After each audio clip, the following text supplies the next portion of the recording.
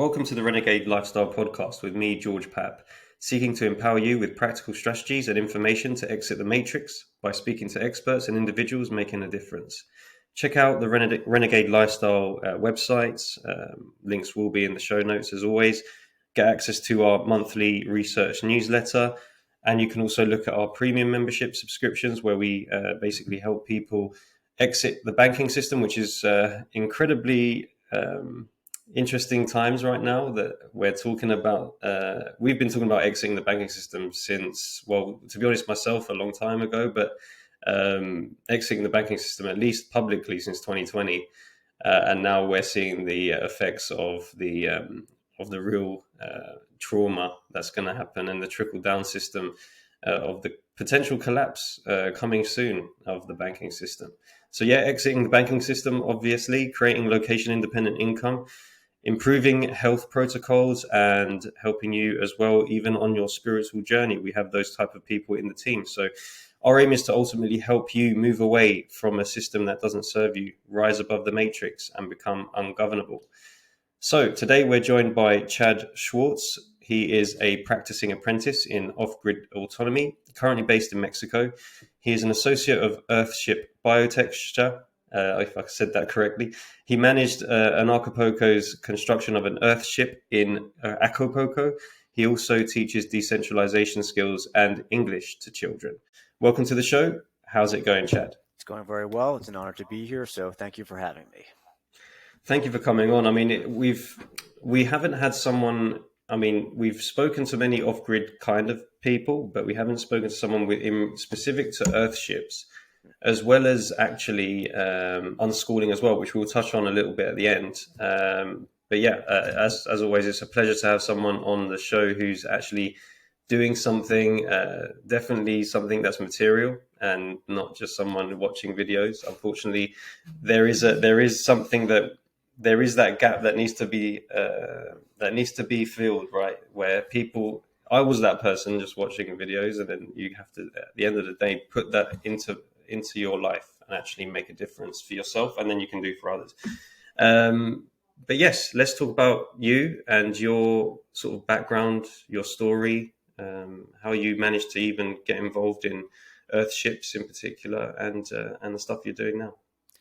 All right, it's great. So, long, complicated story, but I'll keep it brief. A lot of ups and downs over the years. The big heavy thing that really set me on this path was the 2008 financial crisis, because I was kind of leaving the left-wing liberal mindset and becoming more open to things like Ron Paul and libertarianism. So going from liberal to libertarian, and just like all the quote unquote conspiracy theories. We're talking about the banks are taking over, 9/11 was an inside job. And I always gave those things weight, but I never fully jumped in.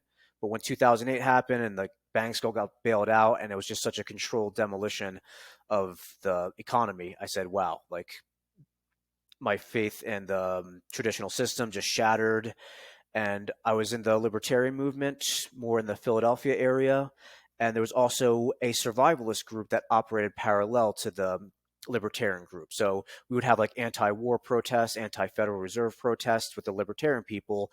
But then there was this other separate group where we said, we're not talking about politics. All people are welcome. Doesn't matter what you think. We're going to talk about survivalism, how to get your own water, store your own food in an emergency, put out a fire without getting help from the government. So those things happening at the same time. I'm going down the rabbit hole with libertarianism and anarchy stuff, the self-reliance and the myth of authority. And I'm also realizing, hey, my water, energy, and food is all coming from these same psychopaths that control society. So those things merged. And in that same survivalist group, someone mentioned to me one day, he said, oh, these Earthship things out in the desert, they can keep you alive. And I had never heard of them before, but that really caught my attention. And I went home and started watching the documentaries, and I was just like completely obsessed. And I've been completely obsessed with Earthships ever since then. Just like I said, all this stuff, it's like this stuff, the BS going on with the government. But on the other hand, you have this beautiful self-sufficiency, permaculture stuff. And I just see it on so many different levels. And a big thing. Yeah. So yeah, that's basically my my introduction to Earthships. And then, long story short, I got involved with Anarchapulco during COVID. And I said, now is the time. Let's do something with Earthships. And Anarchapulco wanted to do something with Earthships. So that's how we got to the present day. Nice. It's interesting what you were talking about in respect to the parallels in like activity in the world where you've got the really dangerous governments that are doing certain things to limit freedom and just basically almost kill people at this point. Well, they've been doing it for years, but this is like at a point where it's in your face. To the pushing people to do the alternative, and I think that's the beautiful part of it. It's actually pushing this actual events are now pushing people to actually make the difference in their life. And if you see it like that, it's almost a positive. If you can see it like that, it's actually beneficial to you to see it like that. But yeah, I think it's amazing when you grasp that and you actually empower yourself to be able to live a life where you don't care what they're doing at this point. They can say what they like, but you're acting in accordance with what you believe in and your morals. So if it wasn't for COVID, I just want to say this, if it wasn't for COVID-19, the shutdown, whatever you want to call it, the pandemic, I would not have been stuck in Acapulco and I would not have been pushed and forced to do this. I'm like, I'm not going anywhere. So I reached out to Anarchapulco and did Earthships. If it wasn't for COVID, none of that stuff probably would have happened because I would have just gone on to whatever normal thing in life. So it's almost a blessing. So. Yeah, I see it like that. I was still working in banking, even though I knew it was the wrong place to be. It was the wrong place to be. I was in the wrong environment, and I sensed it, but I just didn't know where to go. I didn't have that creativity spark, so. Yeah, I think it changed a lot of people's life for the better. And I think you just have to really grasp that opportunity. And now is an opportunity more than anything. It's not, don't be victim. I think that's the big key to take away is like, don't be a victim of anyone else's actions.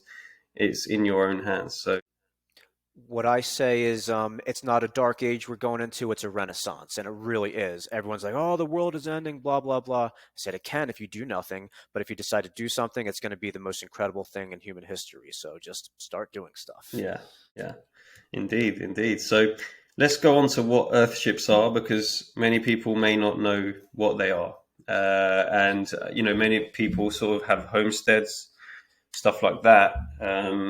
What are Earthships? I would like to know, to be honest, because I'm not really that versed in them. How they even create livable conditions in the desert as well. Like, that's interesting. So I guess, what are Earthships and why are they so important to freedom? Yeah, Earthships are homes that are very different from conventional houses. So houses were basically designed to pass government inspections and do things their way.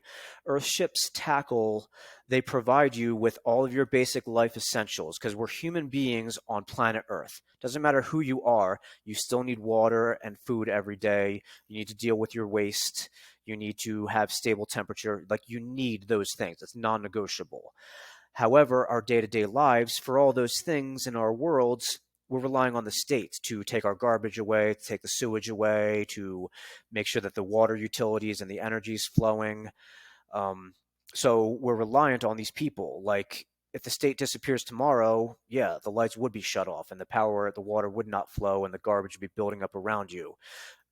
But think of Maslow's hierarchy, right? You know what that is? It's the pyramid, and like up here is like your happiness and your education, but down here is like the food, water, shelter. Earthships pretty much give you all of that bottom rung of Maslow's hierarchy. They give you your food, water, shelter, and waste, all in an organized and decentralized way. So there's no authority involved in your waste or the water grid or whatever.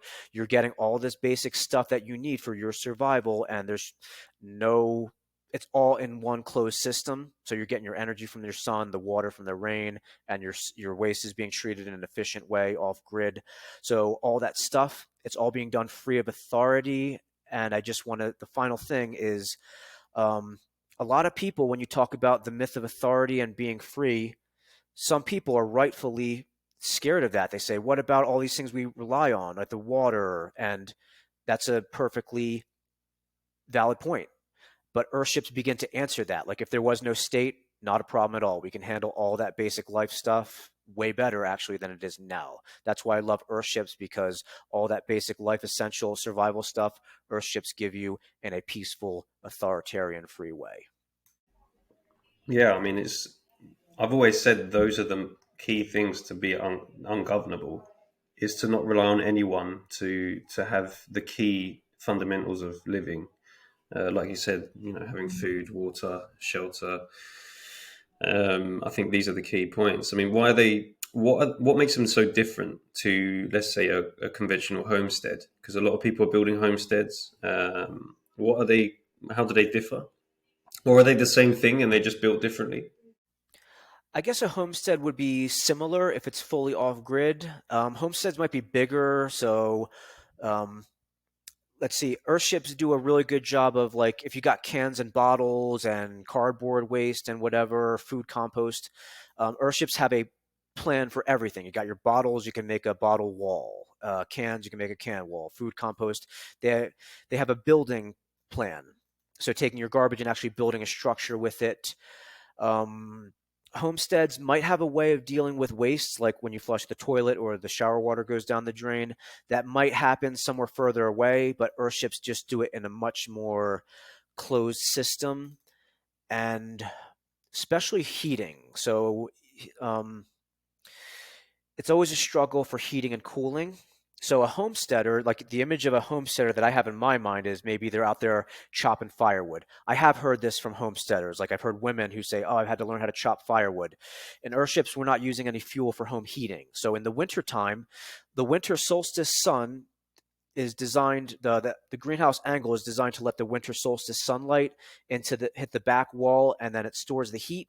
So we don't use any fuel, no firewood, no gas, no whatever for home heating. It's all stored solar energy.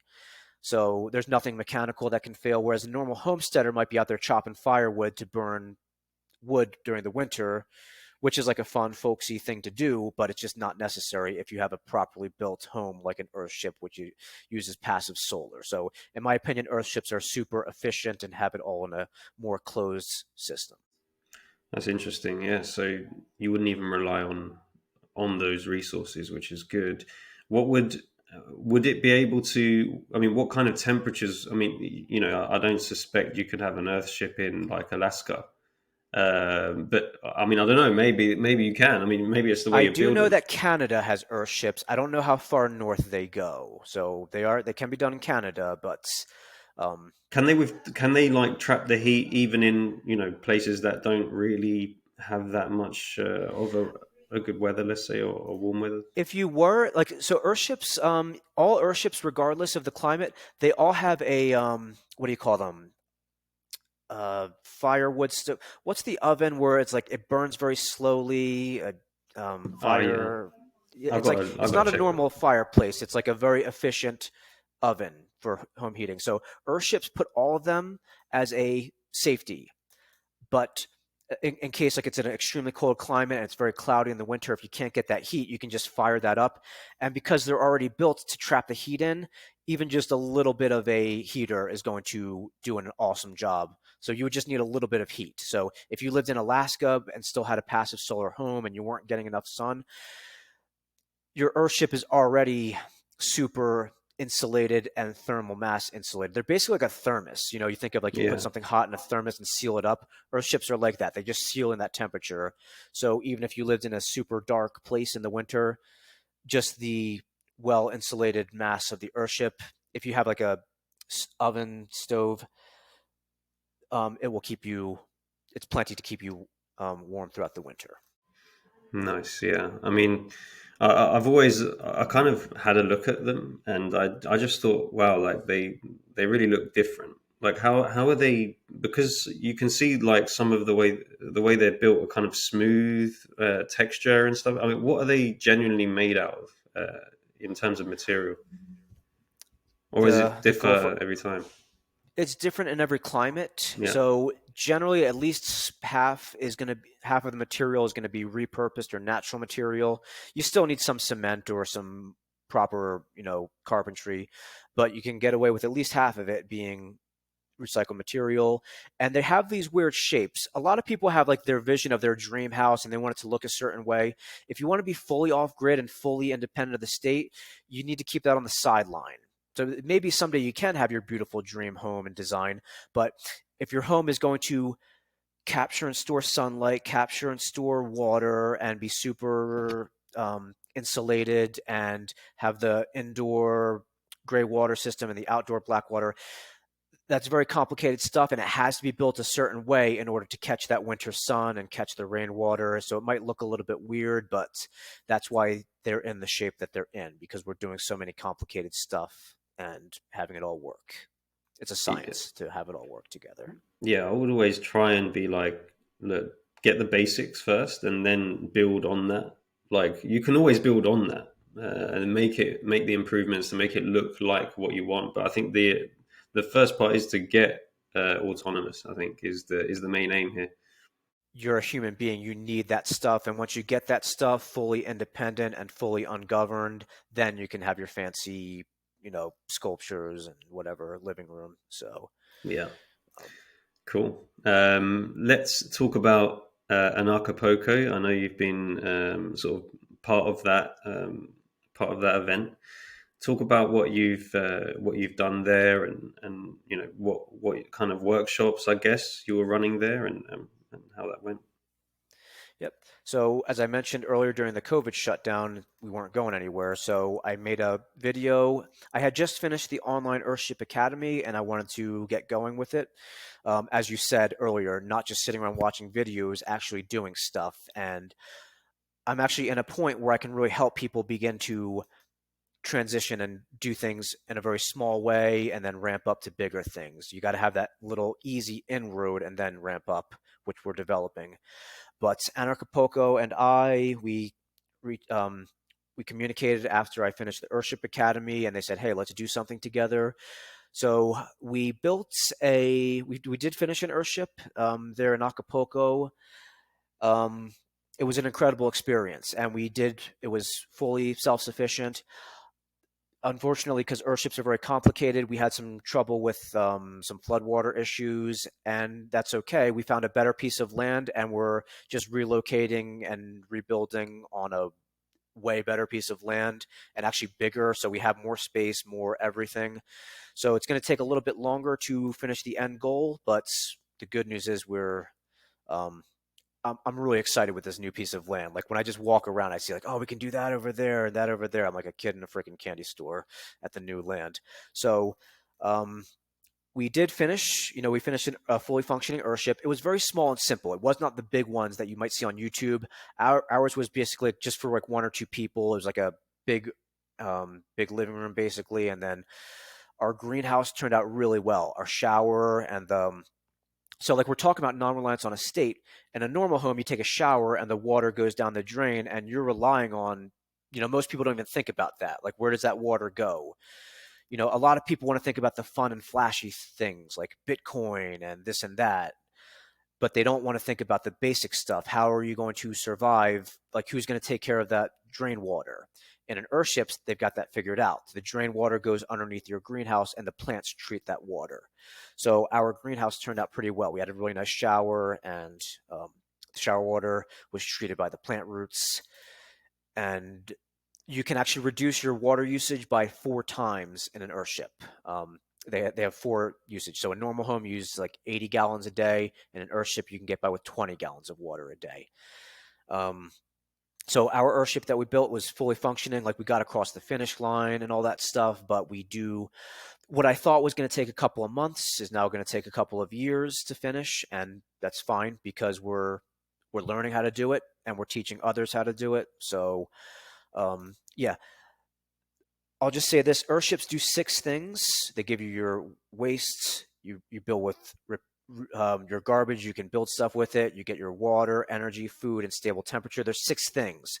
So I got the idea. I said, let's take our time with the rebuild, and we're going to spend 1 year on each topic. So the first year, we're just we're teaching people how to build with natural and repurposed materials, how to build with your garbage and treat your compost. And then the next year, we're going to do the sewage. The third year will be the water. The fourth year will be the food. The fifth year will be the electricity, this teaching people how to do the solar panels. And the sixth year, it will be all fully done.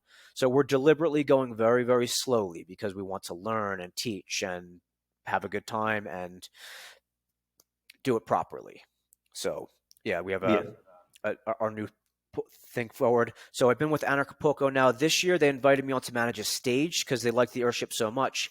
They said, "Why don't we give you a stage?" And we didn't just talk about Earthships. We talked about how to handle an emergency without the state. Like, we had a volunteer firefighter come on and tell us, "Hey, we fight fires without the state." So we talked about the Earthship stuff, the water and the food, but we also, on my stage at Acapulco that I managed this year, we talked about many things: stateless medicine, how to get your own medicine from nature, how to handle emergencies. So I'm really honored that I got to do that, and we're really excited to ramp up teaching people stateless life skills for the coming years. So the next 6 years, we have the Earthship plan, and we're going to be doing other stuff like teaching firefighting and emergency training. So that's what's going on with Acapulco and Earthships right now. Nice. Yeah. I mean, doing it slowly, I think it's like a lot of people may be like, oh, we need to rush and get it done. And I don't think that is ultimately the best way of doing things. I think you end up making mistakes. So I think, yeah, having that plan of, doing something every year means at least you've done it properly, what different fine details of each sector of that house needs to be done. So, yeah, I think that's a decent plan. Why not? As long as it's done before 2030, right? No, I'm joking. It doesn't matter. I think And you, and I you, should yeah, go on. and I should say that, like, a lot of people, and I was the same way when I first realized how fucked up this world was and how much trouble we're in. I was like, oh my God, I got to go out and buy Yeah, thousands of dollars worth of solar gear. And so a lot of people, they're going down this rabbit hole. They come to me and said, oh, what should I do? I said, please do not buy expensive stuff. To be honest, if you want to get started, the easiest and free thing to do is just start a compost pile, organize your garbage, and say, hey, here's some bottles. Maybe I can build a wall. Just start composting and dealing with your garbage. It's free and it's less reliance on the state, and it will begin to give you that peace of mind of what I'm going to do without the state. So I just wanted to put that out there. A lot of people are freaking out. Oh, I got to go buy some land in Costa Rica and get 1 million yeah. solar panels and buy guns. No, just start with composting your garbage, collect some rainwater, and then just you can do it very, very cheaply if you want to get your basic survival without the state. Yeah, and the importance of learning the skill as well. Learning the skills, learning how to wean your way off the state is not a process that you could do in such a quick time. Like I've figured, I mean, I left out of fear, and I left London out of fear, which I can admit now. But it ended up being a right choice. But I would say Rightfully that, so. yeah, I mean, but the thing is, I would say I was like, I need to buy land like ASAP. I need to, like you said, but I've realized that it doesn't need to be like that. And there doesn't need to be a rush. Again, that's the fear taking over, like, oh, we need to get it done quickly, which will end up with you Nope. making poor mistakes, poor judgment. So I think, everything will fall in its place if you have that incentive and you have that intention, I mean, to make what you want of your life and that self sufficiency. It's just a gradual progression, and you must learn those skills. I think those skills are important. I mean, if unless you already have the wealth to pay for everything, even then you would probably need to learn the skills. At some point it might be difficult to use any currencies. So, yeah, interesting stuff. I do like the Earthship idea. To be honest, is only I saw one on like on a I think it was YouTube. It was like in America. I can't remember where it was. Texas. I don't know. And it was massive. It sold for like New 500,000. Mexico has a That was it. New wow. Mexico. It was in New Mexico. Yeah. New Mexico is where they were invented, in northern New Right. Mexico. It's the high desert there. So high desert, it's like extremely hot during the day and extremely cold at night. So and there's nothing growing. It's very unforgiving. So if you can survive off grid there, you can pretty much do it anywhere. Um, and you mentioned some interest in Earthships, and I would just like to say that Earthships are very complicated and expensive. You can take some of the Earthship concepts and ideas and just start doing them in a greenhouse in an easy way. So the workshop that I'm developing, it's going to be developed more better in the future. I've got it going, but I need to make it better. I'm just telling people, hey, you can order this inexpensive pump from Amazon, this inexpensive solar system, and connect them together and get some off-grid water flowing.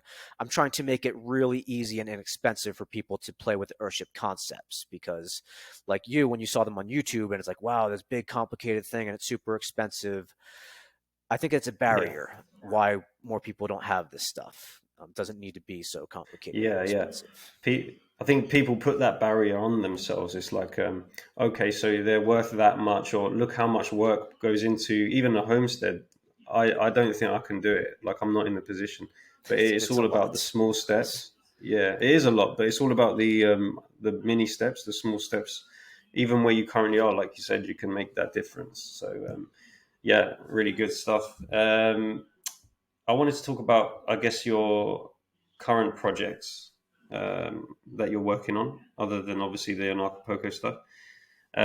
What else are you currently working on with this whole Earthship stuff? To be honest, the last 3 years I've been doing really, really, really hard work with that Earthship and like getting started with Anarchapulco, like learning stuff.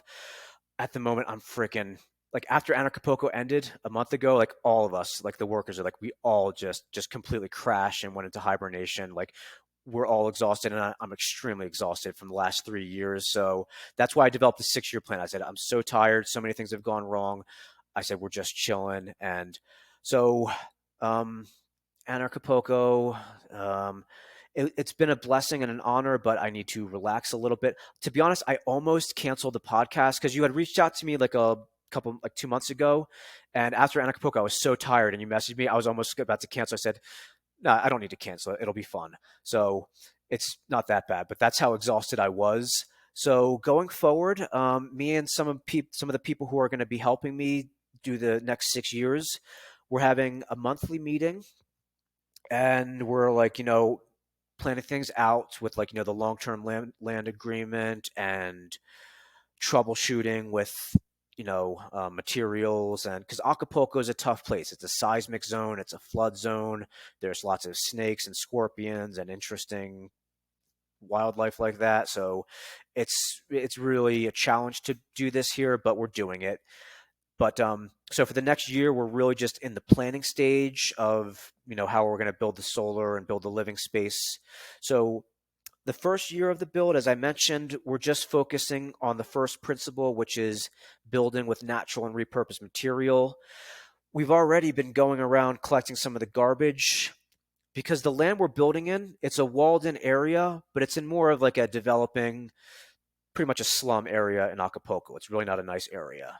I shouldn't say that. It's a developing area, and like there's like a basketball court where the kids play, and there's just garbage and broken bottles all around where these kids are playing. So we started like getting some of the glass bottles, and we're cutting them and turning them into bricks. So the first year we're just like trying to collect some of the useful garbage from the area and organize it into right piles and turn it, cut it and make a brick out of it and make it into the useful material. So the first year, we're just doing stuff like that, dealing with the garbage and the compost and making the plan for the next 5 years. So the first year, we're building walls and stuff with cans and bottles. And we're making these what they're called botanical cells. They're basically like garden planters. They're very big garden planters, and we're making them with glass and bottle bricks. So the first year, we're just building with the garbage. And now that we've got those planters built, the next year we're doing the sewage. So we've got those planters built, we're ready to throw in some soil and some plants and plug the sewage line underneath the planters. And once we get that sewage being treated by the plants after the second year, then the third year we're focusing on doing a good job collecting the rainwater. So we've got the garbage taken care of, the planters treating the gray water and black water sewage. I'll just explain this to you quickly, because in a normal home, like your shower water and your toilet water, when that goes down the drain, the government puts it down the same tube, the same pipe. So you're taking two small problems and making one big, giant, disgusting problem. But in an Earthship, if you separate the shower water from the toilet water, that makes the problems much smaller and easier to deal with. So the shower water gets treated underneath plants. So the first 2 or 3 years, we're just dealing with that sort of stuff. And then once we get all that stuff flowing properly and it works well, Then we move up to the off-grid electricity. We'll, rebuild the solar system. I've already got a little small solar generator, which is enough to make the water flow with the pumps. But the fourth and fifth year, we do the off-grid solar and water to a high professional level.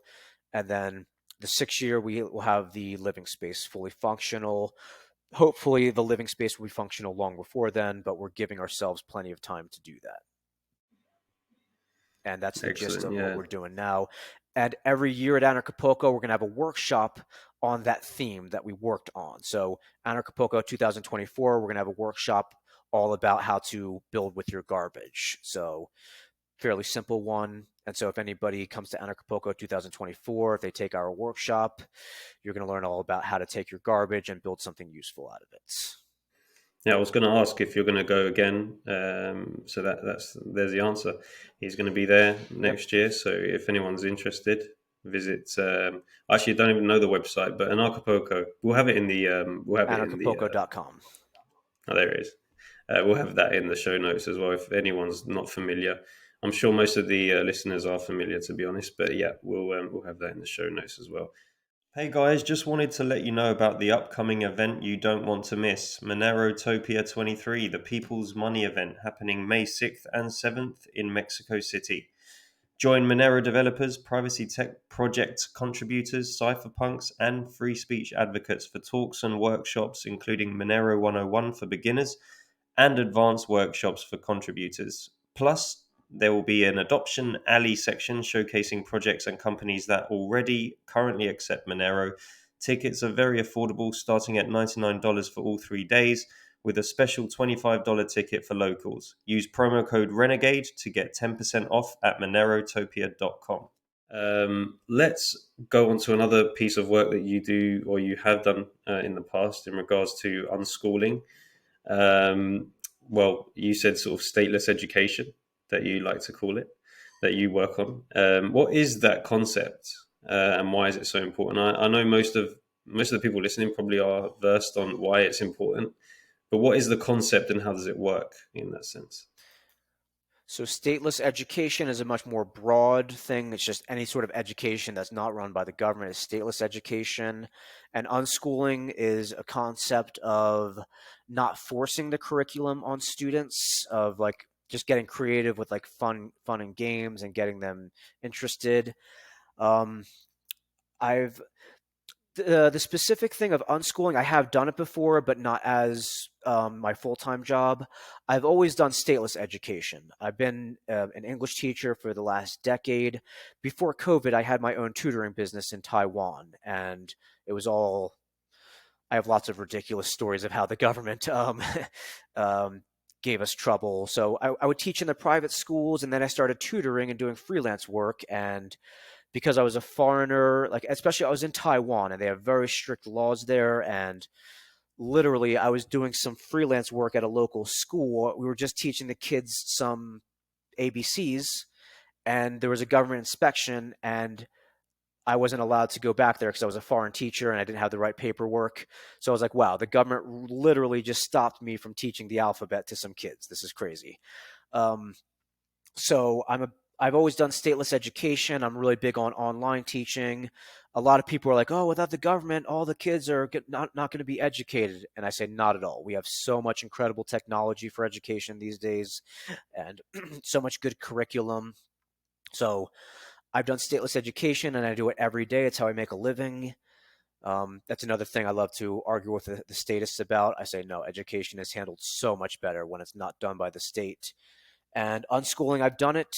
It can be difficult because you have to prepare a lot before the classes. There's a lot of work on the teachers. So if you have fun games prepared to get the kids interested. So like when I teach to students from other countries, every once in a while I'll get a student who's never had a foreign teacher. They don't even know the alphabet, and they're very afraid in class.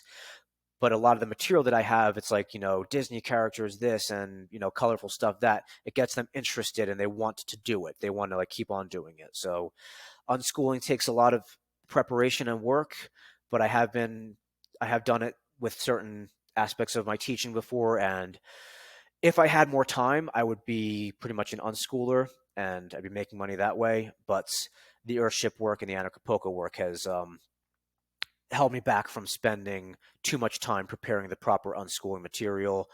But I've been working in stateless, educating people all over the world, all ages, all locations, in the classroom, online, and I'm telling you, education without the government is just leaps and bounds better when it's just the parents and the teachers. So I teach my own material, and if the parents just didn't think it was good enough, they might give me material. So I hear all this controversial stuff like, oh, they're teaching this to the kids in school and that, and to me, it's just a non-issue. Just have the parents deal directly with the teachers. The teachers get paid directly by the parents. It's just so freaking simple, and there's no controversy. Yeah. If the parents don't like the teacher goes somewhere else, and whatever, vice versa. I've fired many parents. I said, I don't want to deal with your spoiled brat kid.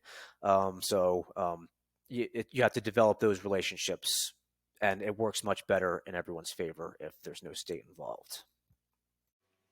Yeah, I mean that's for sure. Especially now, like kids are really getting.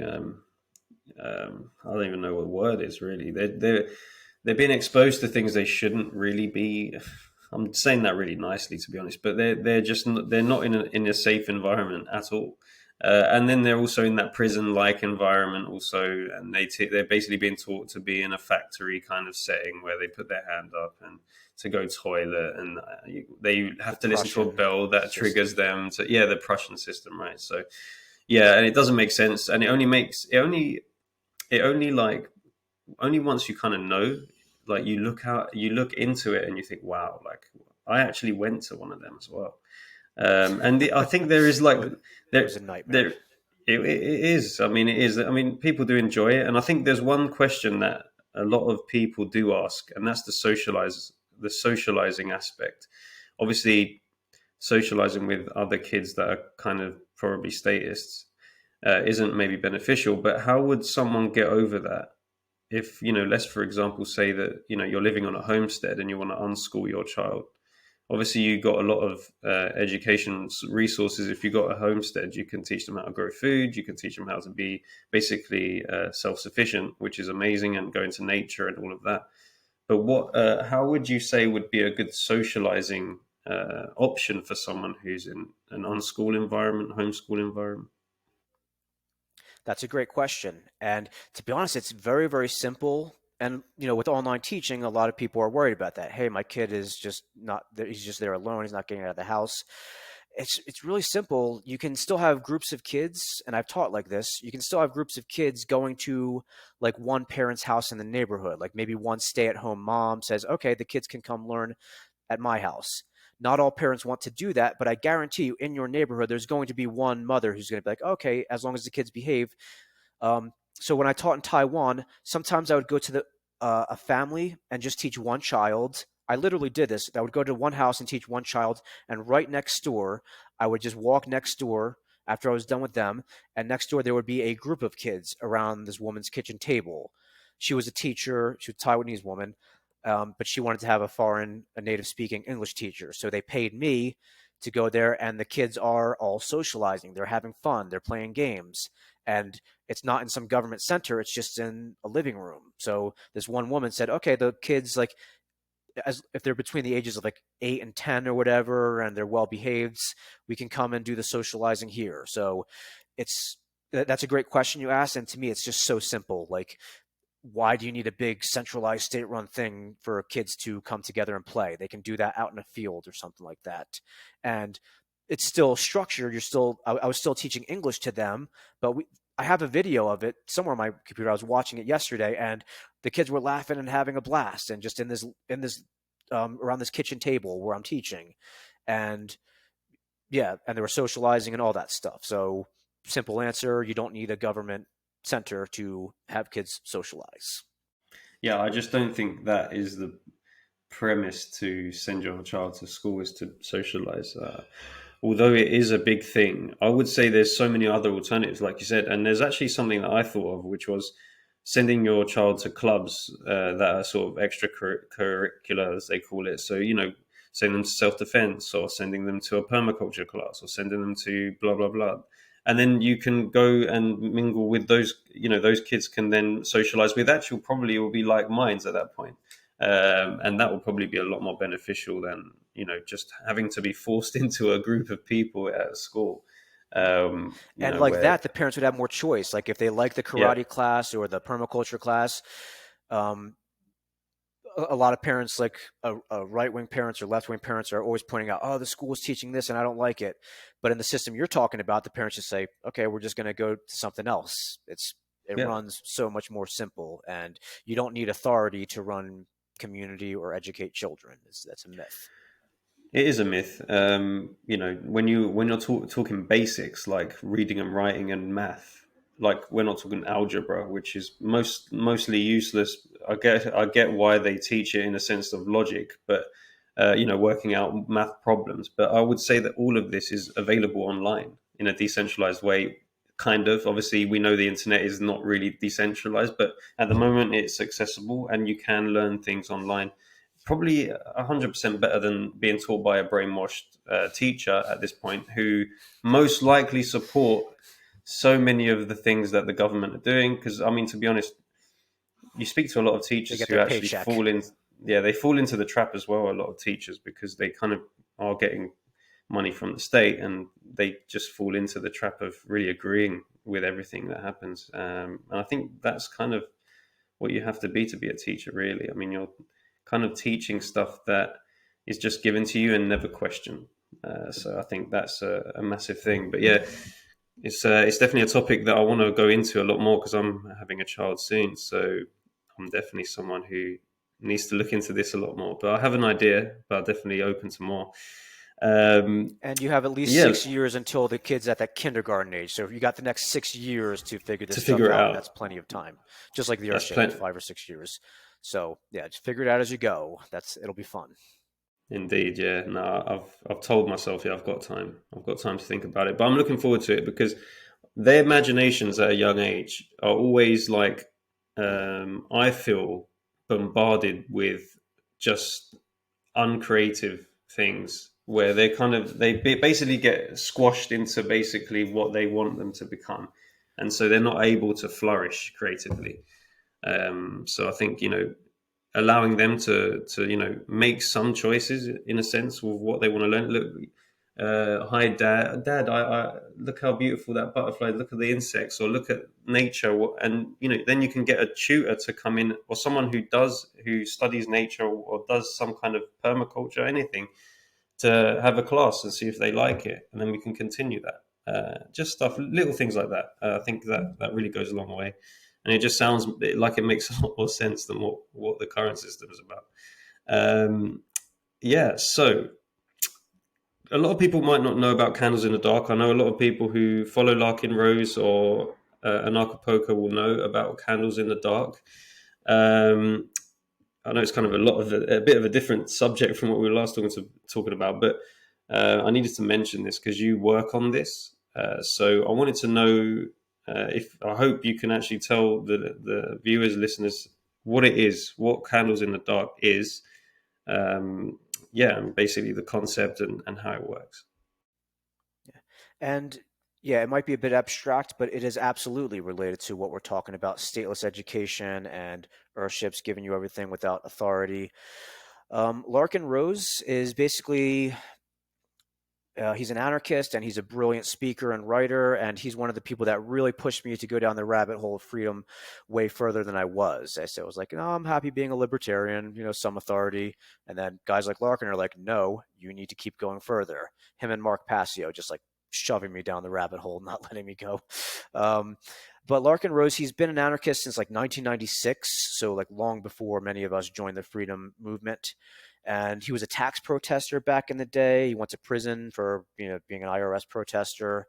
Um, and yeah, he's been doing it for many years. And when you spend so much time arguing with people, you begin to understand human psychology, what sets people off and what do people tend to agree with, right? So if you're talking to like a left-wing person, you might choose an issue that they can relate to, right? Like, oh, I hate this, like racism, and people deporting the foreigners. I think it's against civil rights, and as anarchists we believe that, and the left wing person might know that. So um, if you understand their psychology, or the same thing a right wing person, right? So in America, like a lot of the right wing people want to keep their guns, and I agree. I don't want to take their guns, so I can agree with them on that thing and understand their psychology.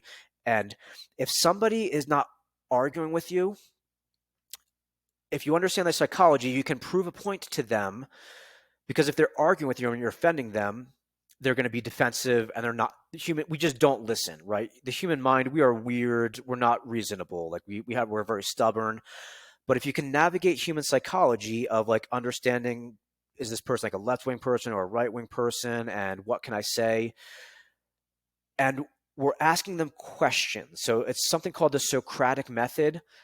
Like if you're talking to somebody and not listening to them, they're not going to change their point of view. But if you ask them questions, if I say, hey, do you think it's moral if a majority does whatever it wants to a minority? The person would say, let me think about that, and no. So I'm not telling them what to think. I'm asking them questions. I'd say, what about this? The authority of a king or a president. Where does this authority come from? And you're asking them questions. Where does the authority come from? They start to think, oh, I've never really thought about that like that before. So you're not arguing with them. You're navigating their psychology, and you're basically asking the questions, and you're interviewing them. How do you think the world should be? Is this moral? Is it more if I steal from you? No. Is it more if I hire somebody to steal from you? No. Is it moral if I vote for somebody to steal from you? And they say, maybe, I don't know.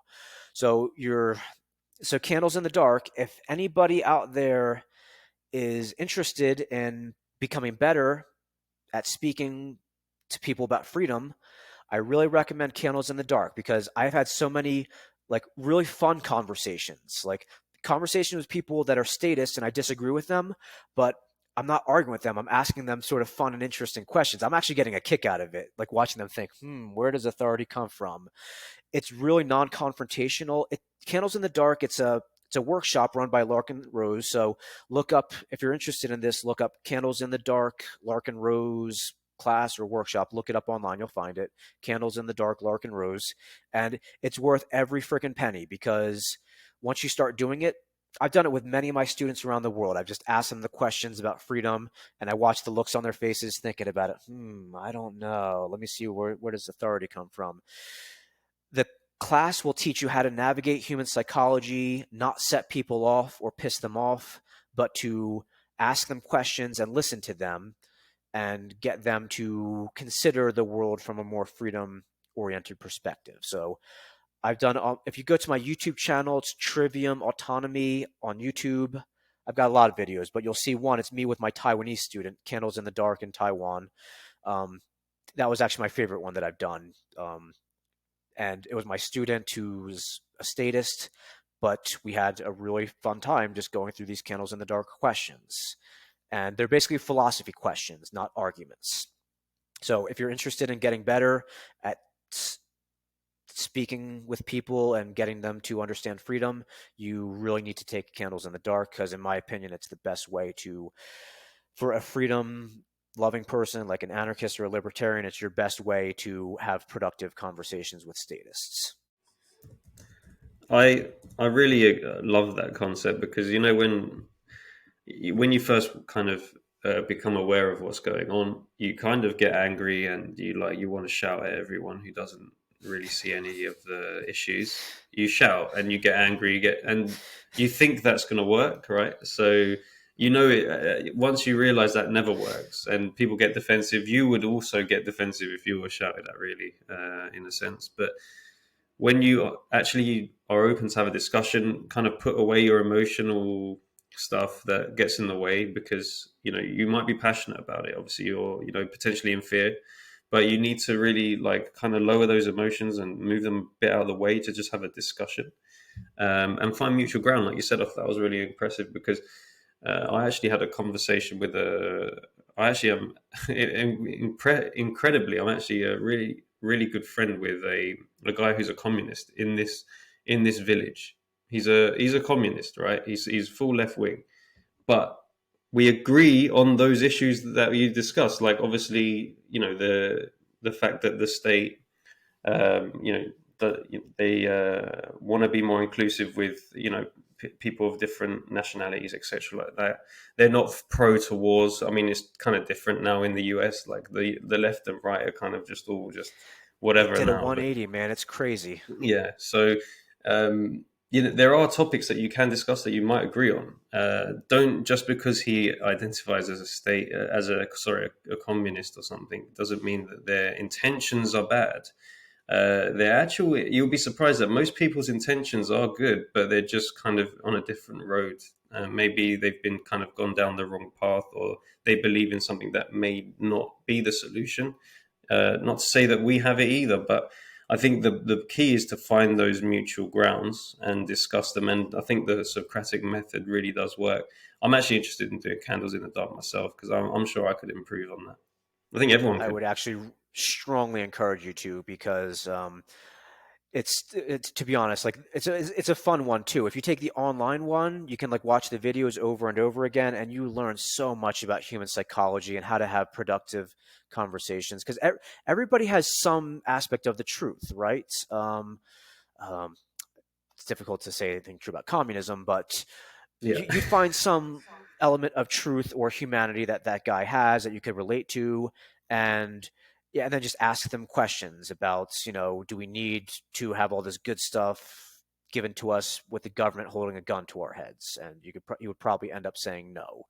And you're really learning how to, you're putting away your own ego. So it's a lot of things that you're Yeah. not doing. Like I'm just asking questions, and I'm really controlling myself and staying quiet. Like sometimes these statists will like say these crazy stupid things, and I'm like, oh, I know what to say. I got the point, the counterpoint, but I don't say anything. I don't argue. I say, okay, that's how you feel. Let's move on to the next question.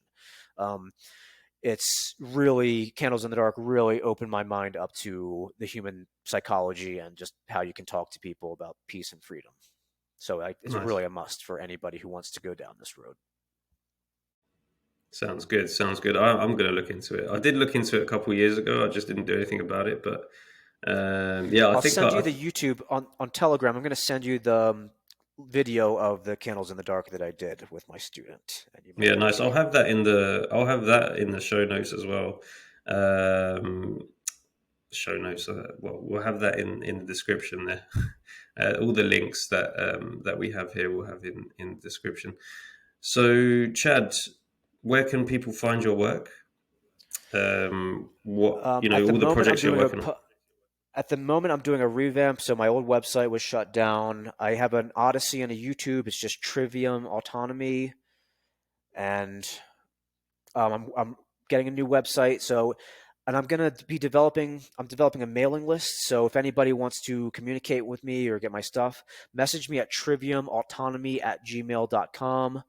I'm still in the process of like de-googling and like, because building the Earthship in Anarchapulco, that took all of my time and attention. So I haven't dedicated the proper time to the decentralized public interface, but that's coming. And if you're interested in that, the best way to reach me is just send me an email at triviumautonomy@gmail.com, and I'll add you to the the mailing list, and you'll be able to jump in on the future with all this stuff. Perfect, perfect. Yeah, so we'll have all the links in the description. Remember to check out all of those links and also the Renegade Lifestyle website at renegadelifestyle.net. Remember to also share and subscribe to the show, the podcast, or on YouTube. And if you know someone that might find this of value, definitely share it to them. Again, peace and love to you all. Thanks for listening. Thanks, Chad.